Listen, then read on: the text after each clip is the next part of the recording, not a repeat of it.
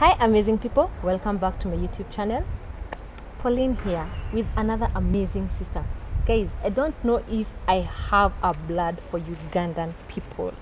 I don't know what's wrong with us, but I think we are falling in love with Ugandan people. And now the interest is I want to go and visit Uganda very soon. So guys, today I have a guest and a model. She's a model. Yeah.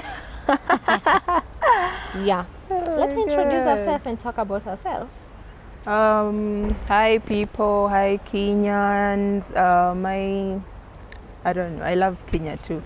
Well, my name is Vivian. The other name is Laker, but people love to say Laker because it's spelled like Laker. So I am Lakers. I'm like a whole team of myself. Anyway, my name is Vivian. I'm from Uganda. I grew up in Uganda, raised in Uganda, but then I happened to have traveled to Nairobi. So I'm here with the amazing family, the Mwakazis. So beautiful, so welcoming and hospitable. I'm happy to be here. Thank you. Thank you. So guys, my house is open for any Uganda person. Yay. You're welcome. You people, you have a good heart. So guys, today we're going to do a story, or we're going to get to know how childhood is in Uganda. Vivian is not a YouTuber, but soon she's going to have a channel. Yeah. I'll let you know the name of the channel once it's done, right? Yeah. But currently she's not having a channel, and that's why we are here with her, so that I can introduce her to you. So Vivian, Yes. I would love you to tell us about childhood, how you grew up in Uganda. Okay. Yeah. So if you tell us a story, maybe how you were born, brought up, the games you used to do, the crazy things you used to do in school maybe, and the games and everything, what your grandparents told you, until where you are right now. Oh my God. Okay. So, you can be at home, but sometimes it's when you're away from home, that's when you learn to appreciate home so much. Yeah. They say east or west, home is best. Yeah, so I grew up in Uganda. I was born in Uganda. I've never been to any country other than Nairobi now, or Kenya right now for the first time. Yeah, I had my first flight. Actually, when we were kids, all we could do was, if not run around and point at aeroplanes passing, we made our own papers, and then, there's... fry them? So you also do that until last week that when you caught your first flight. Thank you. That I was on a plane for the first time in my life, and I was like, okay. So now if I could look down and see the little Vivian running and pacing to wave at a Mzungu in the plane, this time I would wave from up now, and I'm like, okay. Anyway, growing up in Uganda was so fun. You people used to play. Pauline, I played. Yeah. I played until I was beaten for overplaying. But you're playing? Yes. It was too much, and I can't say it's not just me.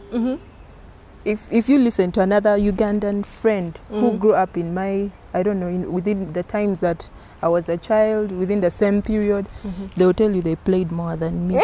Yeah. So whenever we are sharing our childhood stories, you learn that there was a child who was more playful and bad than you, than even me myself. So playing was the order of the day. Sometimes you forget to eat food because Vivian is playing. Yeah. You play until the sun goes down. Then you come back home and it's late. I grew up in like a rural setting. Home was not like a mansion or this. No, it was village life.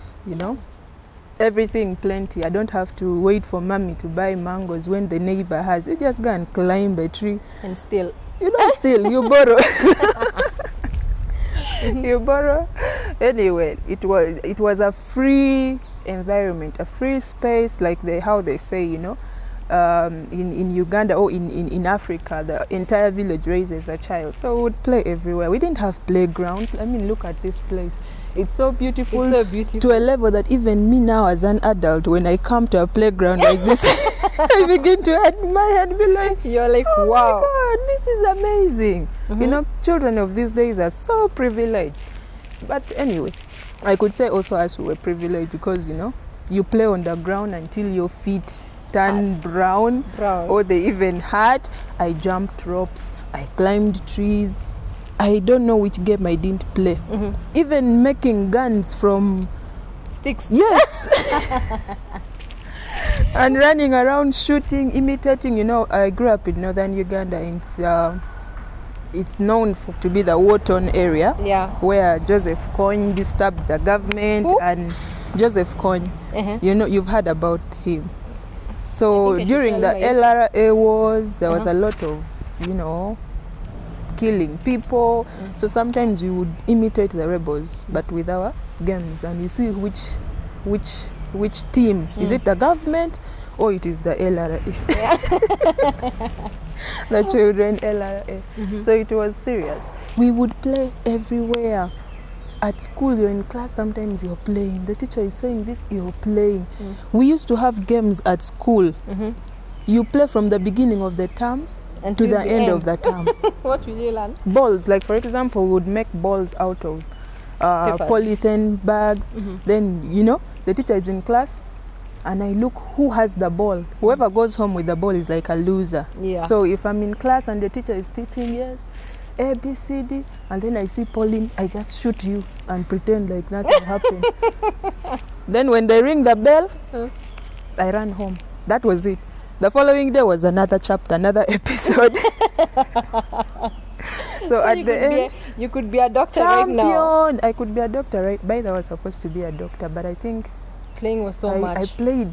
I started by thinking, when you grow up, money is everything. I wanted to be a bank manager. When I got to high school, I was too serious. Now the playful girl became the serious girl. That, you know, becoming an adult, I was too serious again, to a level that my parents really knew I was going to become actually a doctor. But I had my childhood dreams. But the truth is, growing up in Uganda, I know some of my friends out there might watch this video and just laugh, but that was it. Playing was the activity of the day. Morning, we don't know whether it's morning, whether it's evening, whether it's night. It's playtime. You play throughout until you're beaten, until you're called, come and do this, you know. But anyway, it was a happy childhood. It was stress-free. You know, kids don't think about stress. You wake up, you eat. As long as you've eaten, you've played, you're satisfied. And to be honest, I played all sorts of games, except, I don't know, games that children play. Sometimes we would sit on the ground and dig holes, get the stones and throw them. We also, guys, I've done that sort of game that she's talking about. I've done it in my, you see the video that I did? How do you call it? Okay, I don't know. I don't know the name of that game. If you know that game where you dig a hole, put stones and throw up and pick, that's the game you're talking about. Go check my, that, whatever she's doing. She's throwing up and down. That's the game. I have done a video of that. African, looking for firewood. I think it was something looking for, imagine, how can I forget the title of, I'll just pin it somewhere here. God. Go check that video out. And then there was, apart from the games that you played, how was it growing? Like, would you go fetch firewood? Tell us your morning routine. How was your morning routine when you woke up until you go to school? How was it on a weekday? I'm even laughing at myself because as a child, you know, what comes is what you go with. You have to fix yourself and let things flow. Tomorrow, if you hear that someone is going, you know, to the other side of the bush, you also follow and you go, and that's how the day ends. Whatever they're going to do, whether you're going to collect mangoes, whether they're going to, in our area, we have seasons when mangoes just become too much. You eat mangoes to a level that you look at a mango and you don't want to see a mango. So some of us, I don't know, but to be honest, there was no clear routine. There was nothing like, okay, Vivian, when you wake up, brush your teeth. Even brushing teeth was not for every day. The day you remember your toothbrush, okay. When you remember. Or when a visitor has come, that's you need to show your parents that yes, I'm a good child, I'm well trained. Carelessness was part of me. Today my toothbrush is there, tomorrow it's not there. Anyway, to leave alone that there was no clear routine. Children of these days are so organized, you know. They know that when you wake up, greet mommy. You ask us if we grew up greeting mommy when we were like below 5 years. You're just like, I want porridge. But do you think mommy will greet you and say, Vivian, good morning? No. Vivian, are you still sleeping? You throw your bed sheets before you know it. I am here. I am here. Yes. Sleeping. Get for me the broom. And the broom is just near her. Can you get for me the broom? Where is it? I can't. The broom is near her. So pick that broom, give it to her, then go back.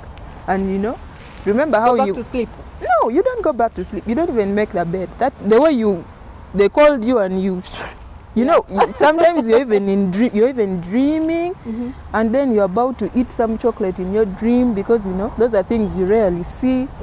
So they wake you up. You just wake up out of your confusion, throw them in the bed the other side, and then you're running. So it was not really.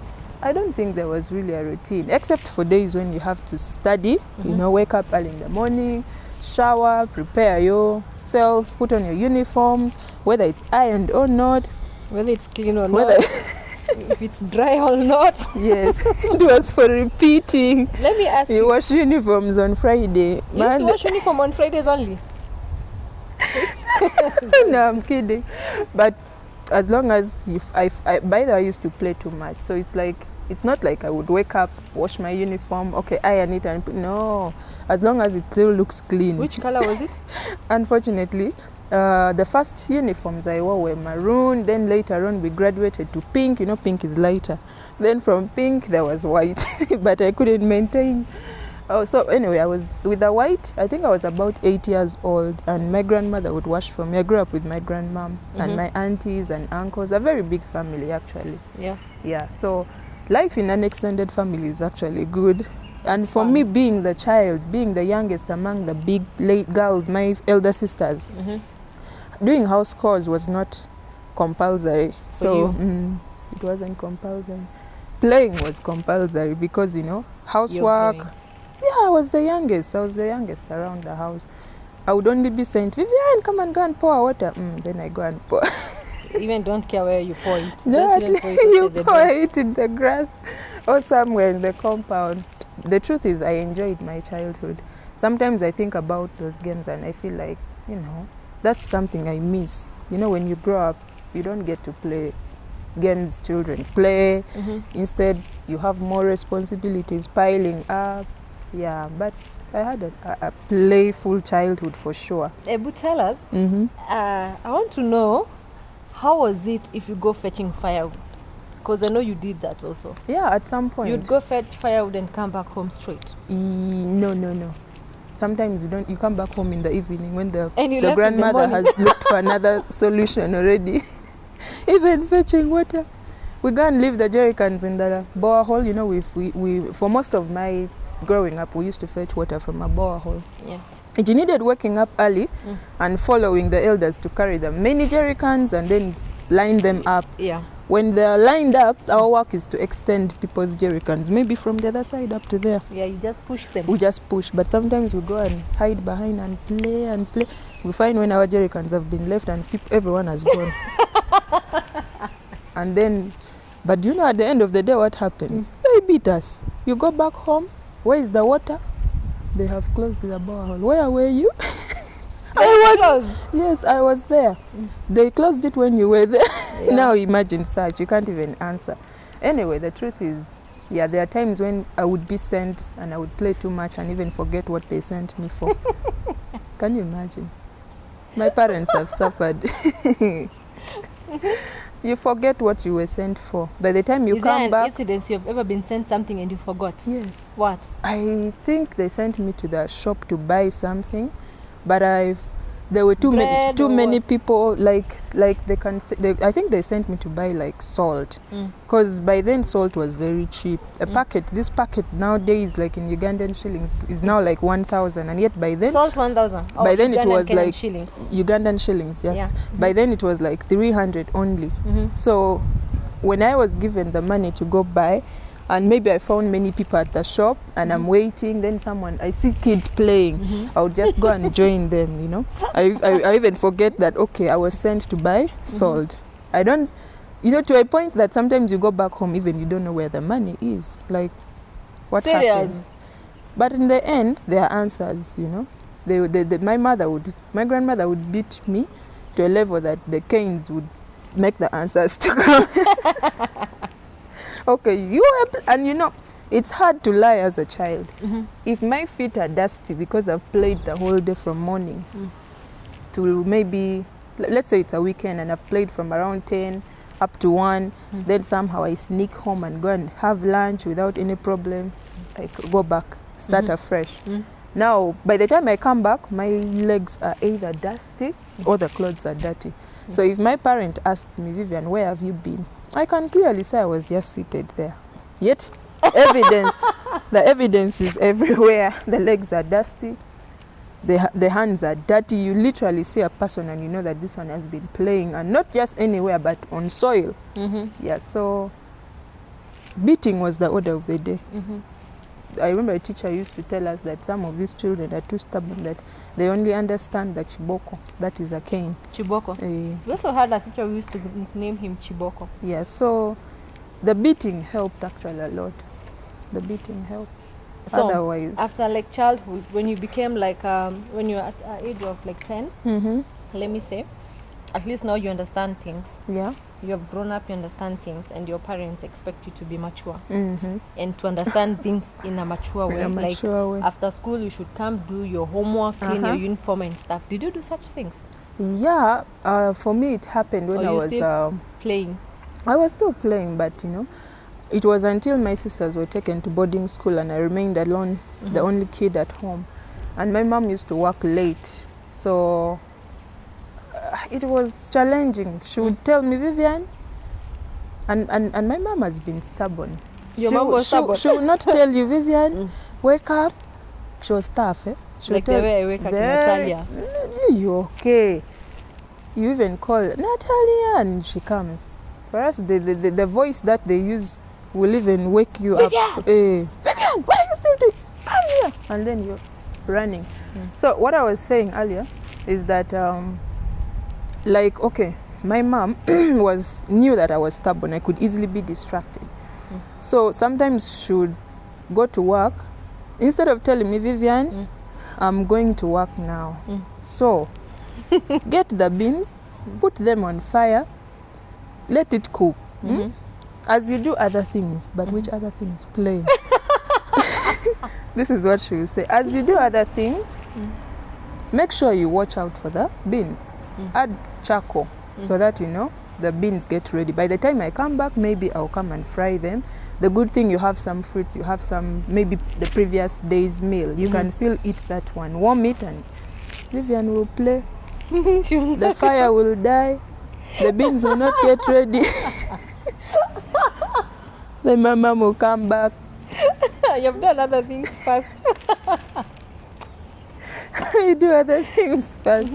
Then when I hear her voice, because for her, when she returns home, you will hear her voice. She will greet everyone, every neighbor. You hear her from far. Hey! Neighbor! Try say it in Uganda. Try say it in Uganda. In a Ugandan way. Yeah, fire! Remember. So as she's busy greeting neighbors, I hear her, and I be like, they have come. I am finished. At that point, I ran and started adding the fire, but it's too late. In the end, it came. You know, it was. I used to play. Sometimes it would be. She would just. In fact, she reached a level where she got tired. Of giving instructions. Yeah. She's like, I give instructions, you don't listen. Now, what do you want? I tell you this, you don't do. Do you know how she started speaking in opposite? Vivian, I have gone to work. We have left the beans on fire. Let them burn. Go and play. Then we shall see what we will eat. We shall see what we will eat. At that level, I will know that there's trouble. You know, the funniest bit is yesterday's instructions remain in the past. Yeah. Today is a new day, so I have forgotten. You have to tell me afresh. Because the truth is, when I go to play, I'm going to forget. I want to play and show you that I am the champion. Yeah. If it is rope jumping, put the rope here. Me, I will show you that I can. So every day was Olympics. Who wanted to lose in Olympics? No one. So the problem would be when you go back home and things are not done, and then the only language you understand is lie down, lie down. You lie down. And they give you 2 or 3, you cry, tomorrow you have forgotten even the lie down language. But anyway, I used to really play, but not too much, yeah. But one thing I was always good at was at school. I never made my parents angry in any way, things concerning school. Yeah, I don't know, but I always wanted to be among the best, of which even in playing. You wanted so to, you see, you want to be I the also best. want to be the best. Yeah, that was it, running, all those kind of things. Yeah, but the earlier question you asked was like when I was like growing up, when did I begin to realize that, you know, I needed to grow up and do things the right way and not now stop overplaying. Yeah, that was when my sisters who are older than me were taken to boarding school. So this time round, I played. There would be no food. So literally I had to, you know, balance school and learn. That was when I first learned how to make posho. When were you? What class were you? I was in primary 6, around 12 years. No, not 12, less than that. I think around 10, 11. I think 11 there. Wow. Yeah, I must have been around 11 years old. That's when I first cooked a meal. Surprisingly, my mom did not expect. Because I cooked the food well. It was me and her by then, because the other big people were in school, others were a bit far. She didn't believe that I cooked the fish myself and I mingled the posho, although the posho was not very well cooked. Posho is ugali. Posho is ugali, yeah. Yeah, so anyway. You said you mingled. Yeah. I don't know how to say in Kenya. How do we do it in Kenya? Like cooking ugali? Is it mingling or like mixing? Mixing or whatever we call it, mingling. Yeah. So I made the posho. From then on, she appreciated me. Now at that level, I learned that, okay, when you do something good, you get to be appreciated. Yeah. So what were you given? She just told me, because I was used to being told, lie down. Now this time she's like, hey, you cooked this food, was nice. Did someone help you? I'm like, no, I did it myself. She's like, oh, it's really nice. That was my first meal I prepared. So receiving that feedback helped me a lot. So I began to learn that, when you do something good, you actually get to be appreciated, leaving alone the other appreciation of the beating. Yeah, that's also big appreciation. When you become naughty. Yes, but anyway, the truth is, I did play a lot. So you went to boarding school? Yeah, I when attended. You in high school? Or still primary? No. In primary, I didn't go to boarding school. You know, my family had to let the big sisters and brothers go to boarding first. It was like concentrate on one person at a time. Yeah. You know, because the resources, the money, and all that. So by then I was too young. Primary, I was really young, and I didn't know what was like to be in boarding school. Yeah. So it was until I joined secondary school that I was fortunate enough to, you know, be able to join secondary school, and I learned a lot. I did learn a lot. Yeah. So wow. I think we had the same, because I also had the same type of behavior with you. I was so playful. My African mom definitely should tell me, I've gone to work, also go to work. You know, I've gone to work. So by the time you're leaving What was your work? What was your work? Do you not go for kilometers to go and play with my friends? I would leave, and in fact, I would put, if it's githeri is a mixture of maize and beans. My mom would always tell me, you make sure the githeri is ready, you're eating that for dinner. The minute my mom leaves. Oh my God, you also leave? My mom lives using this gate. You live using the back use the back gate. Oh my God. Or if I won't be leaving then, my friends will be there to pick me up. And we would go to... Your friends look for you. So it's like you have a team, you know each other. And you know, I was like a group leader. Oh my God. And you know, most of my friends used to say we are rich. So they would come to my... The first thing in the morning, they would come to my place and we want breakfast, whatever you had and everything, you know. They come to your home in the morning. They come to my home. Oh my God. And then I would tell them, if you want for me, I would be the one to look for people. Oh, you're going to look. When they come home, they will beat me. So I have to go and look for them. Otherwise, we will play the whole day. So that, now, when my mom leaves, it would take only like that. I think we had a way of sending signals when we were kids. because immediately my parents would leave, and you know my mom is very punctual when it comes to work. So by 7:30 she's out. Wow. And my dad is that type of a person who comes any time of the day. He just left, and within 5 minutes he's back home, and even he doesn't know what he's coming to do. Yes. He leaves again, and within 1 minute and he works for government. He works in a government parastatal. No, you can imagine. He just anytime going anytime without warning. Sometimes he's telling you I'll be coming home for lunch. He doesn't appear, and you're then like, he comes. I want to, the minute you've decided to go out and play, that's when they come. He's back. Oh my God. And I don't know how we used to send signals, because we used to go like we leave the house. I leave the house. I tell them, if you want us to go and play, you'll help me do the house chores. One to help me clean the house, the other one to clean the dishes, and then I clean my clothes. And I would hide so some you under washed the your bed. clothes when you were a kid? Not even mine only. My mom's, dad's, Wow. everyone's. Yeah, I literally didn't do much housework until I was big. I would do. And I don't care. They used to wash for me my clothes. Have you ever seen? My work was to make them dirty. So my sister used to wash my clothes, but she told me, you know, now you're a big girl. If you don't know how to wash your clothes, sort yourself. And you know, I would give myself psych and wash clothes, and when you hang them, the next day, even if it's a blue or a red or a white top, you can't even wear it again. Oh my God! Because the dirty water is. The marks are all over. Yeah, you know how the map of Africa. You wash with dirty water, you rinse, and then you don't care if it's clean or not. The map of Africa. You squeeze it. You have a new tie and dye on and your you clothes. clearly say that I actually washed tie and dye. Oh exactly. My God. And I would go for kilometers to play with my friends. I forgot about Githeri. I forgot about everything. And I was so sure. Mine, I remember when I was in nursery. Yeah. To leave school. Yeah. In nursery school or kindergarten, the teaching usually stops at midday. When it's 12 sharp, you go home. Do you know the time I would reach home? 4 p.m. From 12? Yes. 4? Yes. And just playing on the road? You ask me, be like my mom and ask me, Vivian, what were you doing? What were you doing, I was walking. Walking? From 12 to 4 p.m. Guys! You're walking? I was walking. And is it far from home to school? No, it's just 10 minutes. School to reach, if you're in a hurry, from home. Because, you know, in kindergarten, you wouldn't be taken to a school that was too far. Yeah. Yeah, you needed. Actually, I had a relative, a younger cousin, whose school was just, you know, you just needed to peep and you would see. So when it was like lunchtime, she would just sneak through the fence and you find her at home. Mine was a different story. They release us from school at 12 p.m. Vivian arrives at home at 4 p.m.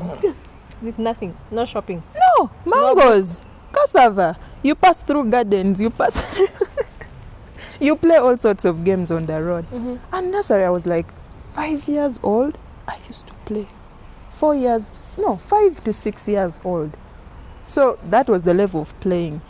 Every time we came back home, our school bags had tamarinds, all sorts of fruits, mangoes, oranges, and from different trees. So and different coming back home was exploring. It meant like you were released. So you know how goats roam. You roam like a goat in a dry season looking for what to take at home. Sometimes we would come back even like later, even after 4 p.m. With a dirty uniform, and you hide it. The following day, you go back with it to school. You don't want to like clean. Did you wear shoes in school? No, that not okay. Like in childhood, because we were too used to playing, we would not want our shoes to be dirty, if at all the shoe was there, you know. Did you wear shoes, you personally? Personally, I had shoes, but it's like most of my friends didn't have. Yeah. So I would remove my shoes. Exactly, I did the same. Hold them and walk barefooted like my friends. We play because I can't play with the shoes. Yes, I can't play. Having the shoes on while playing made me uncomfortable. So I had to actually remove them. Sometimes they would get misplaced. You go with them? You come home, you make sure your mouth is closed. Where are your shoes? I know where they are. If they get to know that you were playing and the shoes got lost, you wait for another pair next time. So what would you wear the next day? You walk barefooted. Now you become part of the great trekkers. You move barefooted. But you think it was a problem? But it wasn't. It wasn't a problem. because everybody, actually, if you wore shoes, the kind of schools I went to in my early childhood, if you wore shoes, people would look at you as if you're from a rich family. Yeah. So the better thing was to just be like the rest. Wow. Guys, keep them for the next term, or only for Mondays when there's a general assembly. Guys, if you went to school wearing shoes, okay, for me, I did. I went to school with shoes, but let me know if you went to school without shoes. Comment down below. Let us know, guys. But especially in your early childhood, like, do you know? When I was going to school, we used to wear white socks, and I was the cleanest because my mom was so tough. Huh? Oh my God! But anytime we went to school, over lunchtime, because that's the only time I wouldn't get my mom at home, I would remove my shoes and carry, and then step on the tarmac. Yeah. Go home clean. By the time I'm at the gate, I would wear my socks, my white socks, and the shoes again. And my white socks were ever they would dirty. I was about to say, were they still white? They were ever dirty. Ever dirty. And my dad used to tell me, you're lucky you got shoes when you're going to nursery. Because I remember my dad told me his first shoe, he wore it when he was going to Form 1. Wow. The first class in high school. Wow. And it was a problem because he would save that shoes very much. Save it. Did you inherit shoes from your older siblings? School shoes? No, I was the stubbornest. In fact, let me tell you one thing. If my dad could come for a meeting, I'm the only kid in our family that has gone to more than three schools. Wow. After every 2 years, I'm changed to school. And I used to go when, you see the way kids see another kid with something. And you want it. You want it. I would wait until parents' day or parents' meeting. And then you say you want it. And then I see a shoe or something the kid has. And I'm like, I have no chills like that. No. I take my dad, I pull my dad, we go to that person. Daddy, you see this shoe? This is what I want. Yes, I want this shoe next week. What? And I would embarrass my dad. That time, I have even failed the exam. Wow. Leave alone even performing well. Wow. I have failed, but I want that shoe. Wow. If I get home first, I'll get a Zara beating, number 1. Poor performance. Number 2. And they will still buy you the shoes. No. Number 2, embarrassing my dad in front of people. Like, you people, you can't buy me a different. They write on your report. Not report. Let's say maybe it's a certain subject you have failed. Okay. And now there was academic whatever performance for the whole. Number 1, I'll be canned because I failed.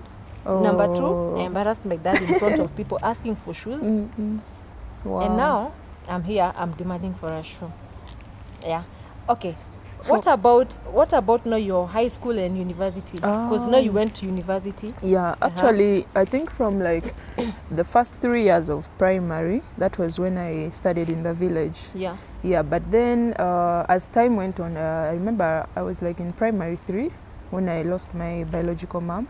So yeah, so then later on I lived with my aunt, the elder sister to my late mom. So she was the tough one, yeah. So when you hear me saying my mom, sometimes it's I refer to her. Yeah. So when I went to the city, now that was moving away from the north to go to the city. Yeah, in the city, I was shy. I was a very small girl, and the playing now kind of reduced because I didn't speak the language. In Central they speak Uganda. Yeah, so I didn't speak Uganda so well, and I had to now learn English. By then, we knew the English was very little. Like, oh, how are you? I'm fine.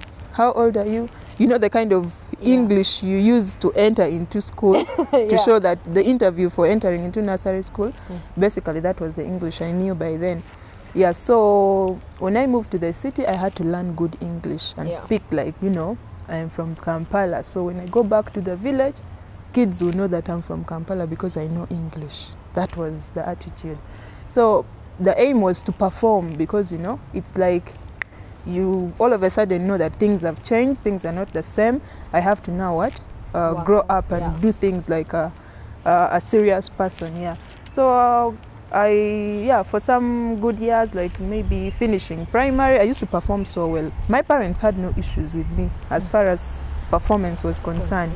It was always a good report card, always a very good. In fact, if they wrote for me very good, I would be annoyed. I would be like, no, this teacher doesn't like me. Should have written excellent, good girl, keep it up. Yeah, so Primary school, I finished. I performed very well. I went to high school. That was the first time I went to a boarding school. Oh, by then we were now wearing shoes, even socks. You know, everybody had a different uniform. It was not the other pink and blue. This time it was, you know, you see me and you see the city, not the village now. So life changed. Life changed, and yeah, I did perform well, but the playing did not stop.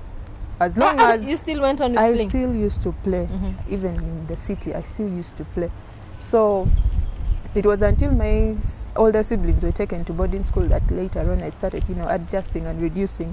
But I played, yeah. Then in high school, I went to a boarding school. Life was totally different. Yeah.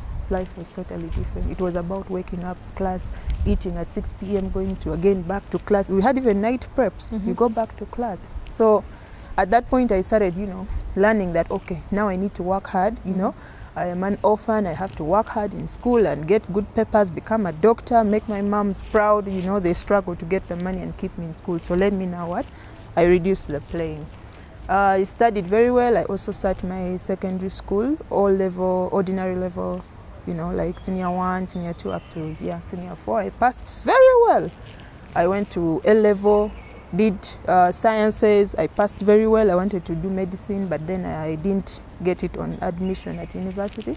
So instead, which university? I wanted to study at Makerere University, but I failed to get that course. And you know, it's good to study in a private university other than a government university, but sometimes there is a lot of choices to make. Some decisions you make when you know that, you know, my family is able to support me in this. So, but because the demands for the other siblings were also there, we were all at campus, things were not so easy. However, I had landed a government scholarship at Gulu University, so I ended up going for that.